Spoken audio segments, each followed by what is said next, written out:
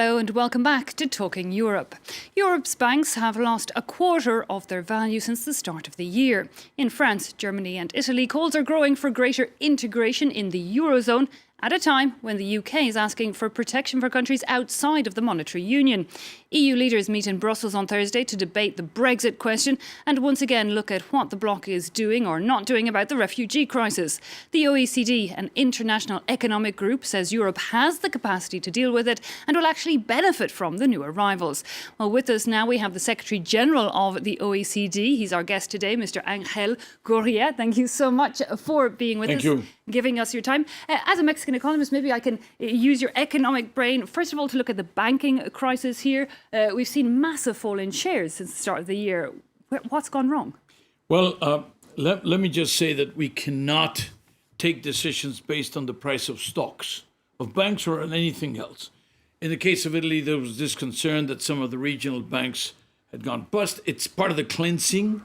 It was necessary. You know, you have to actually consolidate the system on a firmer basis. But generally, today, the banking system is better capitalized, better regulated, and better supervised than it ever was. So... even in Europe? Europe and everywhere else. You know, what happens is we've learned the lesson. We took the hits, we took the knocks from the crisis, and the regulators have now, for practical purposes, moving towards a banking union in Europe.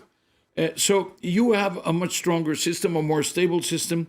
The question now is that, of course, banks have to resume lending, particularly to small and medium enterprises, in order to detonate the growth. But that's another story. You mentioned there briefly Italy. We did see recently an agreement between the EU and Italy whereby Italy's banks can sell bad loans to private investors and the government will guarantee those loans. Is that a good idea?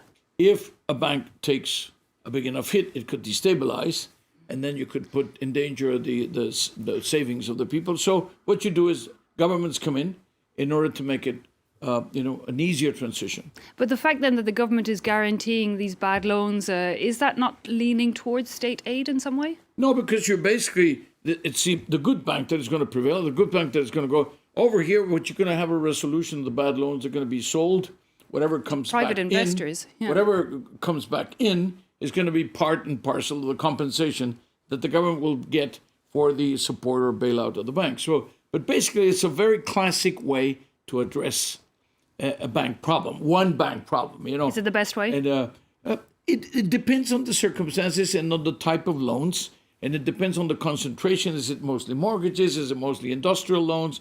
Is it mostly, big loans? Maybe one company went bankrupt. It was big enough that put the bank in danger. Here, they're regional banks, a chain of regional banks. And what the government did was to say, okay, this is still pending. You have to cleanse the system because you have very large banks in Italy. They're actually owners of other banks in the rest of the world. But then you have these smaller banks, which are kind of, sending all the bad signals. You have to deal with them. Okay. And they did the right thing. Well, let's give our viewers a closer look at those banks. Indeed, all economic eyes here in Europe are examining Italy with regional banks going bankrupt. Fears there are high that a new financial crisis could be on the horizon. William Hildebrandt sends us this report. December 2015, hundreds of protesters demonstrate in Rome in front of one of Italy's biggest banks. I saved up all my life for my retirement, and just like that, they tell me I've lost my money. Thousands of Italians had just found out that 4 of the country's regional banks had gone bankrupt and that their savings were gone. A collapse that was symptomatic of a bigger problem that has been crippling the Italian economy for a decade. At the heart of the issue, the rising amount of so-called bad loans, which are now worth around 21% of the country's total GDP. Also known as non-performing loans, they represent money that borrowers are unable to repay. Overall, that's an estimated 200 billion euros that Italian banks are unlikely to get back. The situation has led to fears that Italy could become the next EU country headed for a banking crisis. Italian banks are Europe's weak links. There are worries that Italy could spark another crisis in the Eurozone. The European Union agreed to a deal in January that will enable the Italian government to guarantee these non-performing loans so that banks can sell them to private buyers such as hedge funds.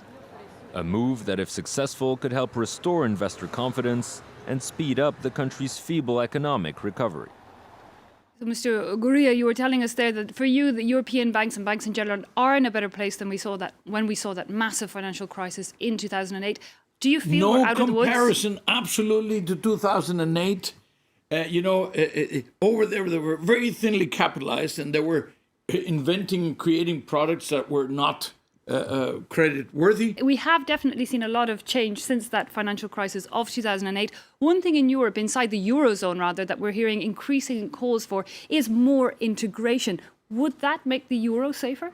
Well, there's a number of consolidations that are going on.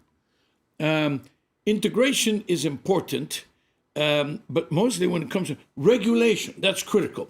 The same capitalization rules, that is critical. The supervision, that is critical. That has happened already. It's happening as we speak.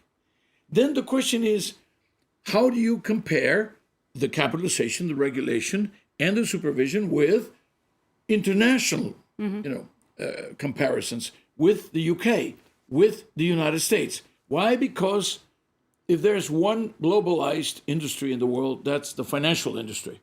And therefore, the question of the perception of the stability, the strength, the quality of these institutions is very important. It becomes a competitive edge, and they're all represented everywhere. The Italian banks are in London, they're in the United States, and vice versa. But you mentioned the UK, and indeed we're seeing at the minute calls from the UK to have some kind of guarantee that countries outside of the Eurozone would not be discriminated against within the EU. Is it in danger, the UK, the way things stand? No, the question is that, London is a rather unique place in the world. The British have created this massive financial industry, financial hub, which services the whole of the world. And the question is that in Europe, you are creating rules and regulations and supervisions and capitalization rules for the European banks that operate in the euro area.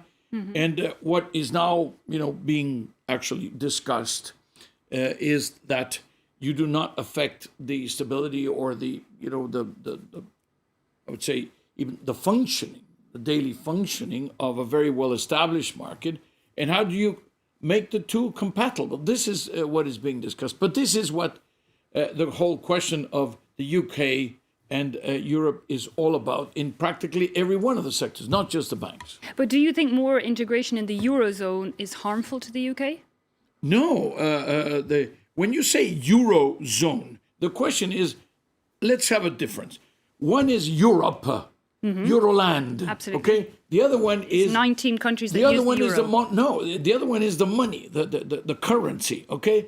In Euroland, absolutely, the UK and Europe belong together. They're going to be closer together, and it's inevitable. The more countries are going to be joining Europe.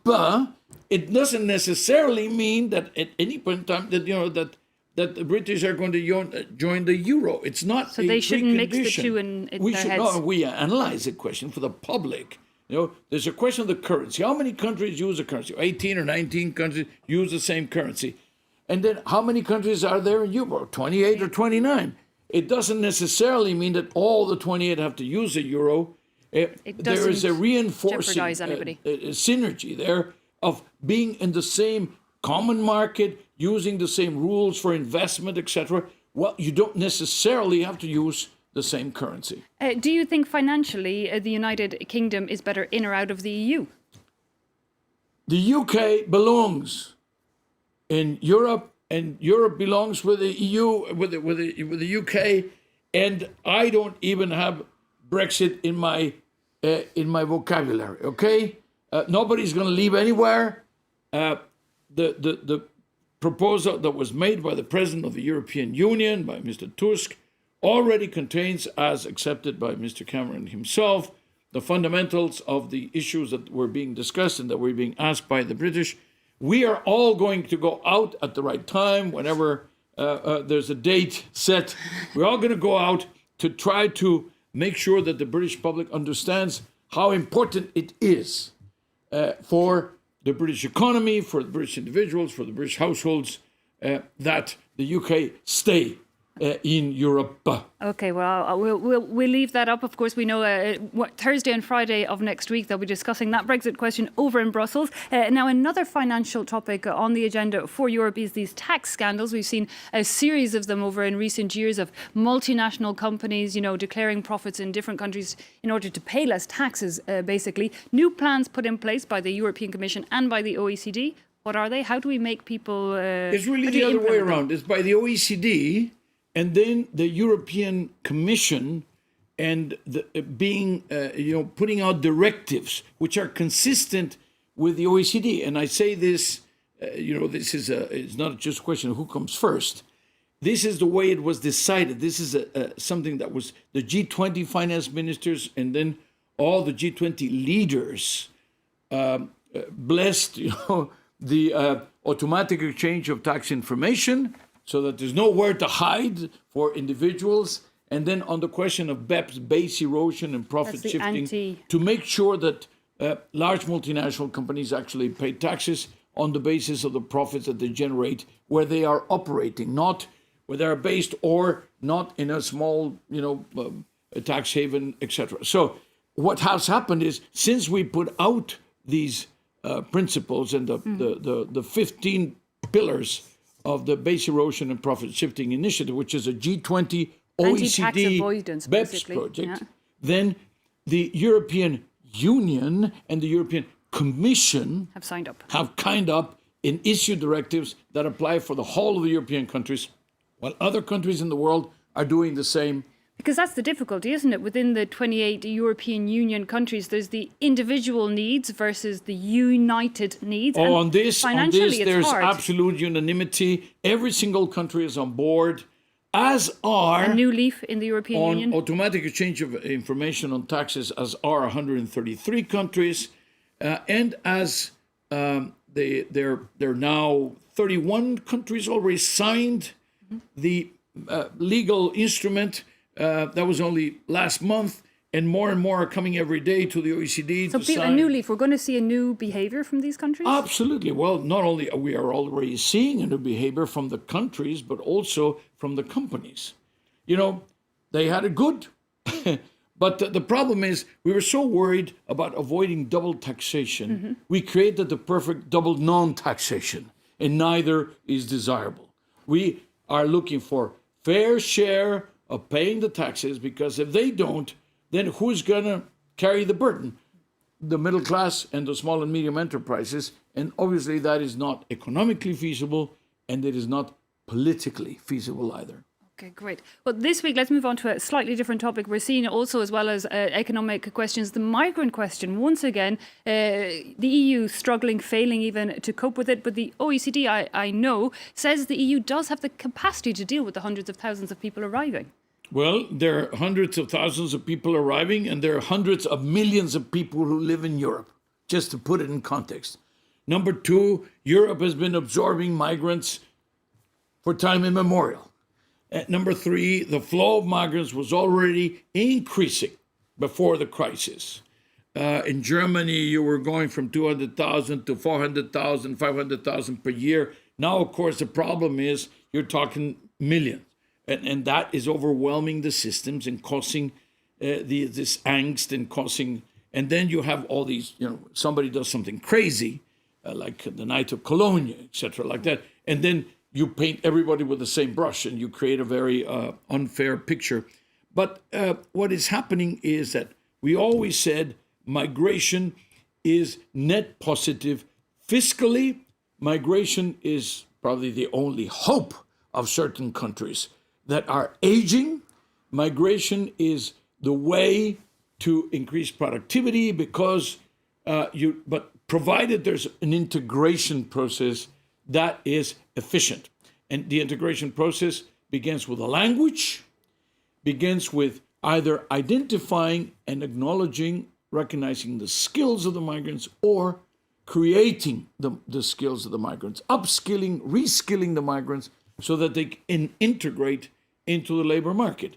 And there, if you get them integrated into the labor market. They will help. They will be net positive. These are people who are willing to give more than they need to take. So your advice to governments across the European Union is to invest now. Short term it will cost, long term it will pay off. You have said the magic word, invest. And why aren't they doing What that? has happened is that the down payment has increased because of the numbers. And therefore, maybe the time in which you recover the investment and make good on it is going to take a little longer. And you have to solve practical problems, day-to-day problems. The problems of, again, the numbers, the problems of somebody doing something stupid or illegal or even criminal, and then the problem that creates in public opinion, etc. But the original instincts were the right instincts. Now, of course, there have to be adjustments because of the numbers. But this is the fate of Europe, the movement of people within. Now, you have an exacerbation right now, which is the fallout of Syria, which already has added a couple of million or more in Turkey, Lebanon, Jordan, etc. That is a situation which is going to take time, and that is going to need international cooperation in order to, first of all, acknowledge that it'll take time. But second, help the countries that are now suffering the consequences. A whole other financial investment to do even outside than the EU. But it's in part of the investment. It's part of the down payment. And you're saying, Mr. Gurria, that the EU does have the means to make that investment. We're going to have to leave it at that now for today, but thanks so much for your time. That brings us to the end of this edition of Talking Europe. Have a good one, and we'll see you again next time.